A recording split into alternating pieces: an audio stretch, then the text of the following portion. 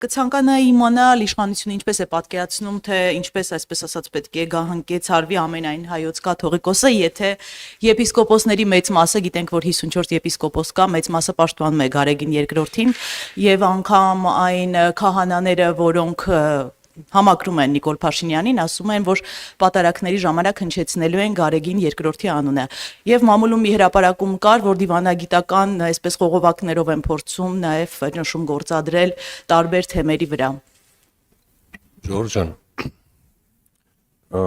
դուք բոլորդ ազգային ժողովում հավատարմագրված լրագրողներ եք, չէ՞։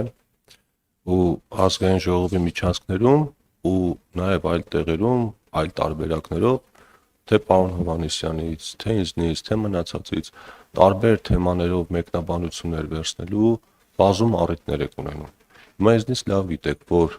քարոզիաներից հետո կազմակերպող այս ճեպազրույցները հիմնականում պիտի վերաբերվեն քարոզիայի ընթացքում ընդունված կամ քննարկված օրենքներին։ Հիմա մենք ունեցել ենք տարվա վերջին քարոզիան, շատ կարևոր բաներ ենք ընդունել։ Պետական բյուջե, չգիտեմ, էլեկտրոմոբիլների հետ կապված թեմաներ։ Ես ուզում եմ հասկանալ, այս երկրում ավելի կարևոր ու մարդկանց ավելի հուզող խնդիրներ չկան։ Օրինակ ես օրը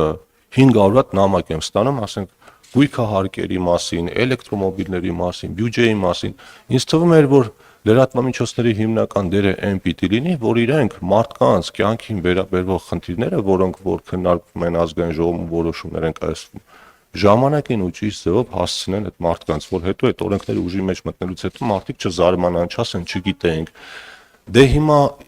ոչ մի հարց չունեք, ուզում եք ես ինձ ուղարկած բոլոր հարցերը ուղարկեմ ձեզ, տեսեք մարդկանց մոտ ինչքան անպատասխան մնացած հարցեր կան։ Հիմա դուք այս համոզված եմ, այս կես ժամվա ընթացքում մենք եկեղեցու թեմայից այն կողմ չեն գնալու, բայց ինչ անենք։ Ձեր իրավունքն է ինչ հարցնեք։ Ուղղակի ես ուզում եմ մի անգամ եւս շեշտեմ, որ եկեք իրար հետ այնպես անենք, որ մարդիկ օբյեկտիվ ինֆորմացիայի պակաս չունենան, որովհետև կա այդ պակասը։ Ու մեր հույսը նաև դուք եք, որովհետև երբ որ դա պակաս է լինում, մենք սկսում ենք այլ հարթակներ օգտագործելով այդ կոմունիկացիան ապահովել։ Չմոռանաք հավանել տեսանյութը եւ բաժանորդագրվել Civic AM-ի YouTube-յան էջին։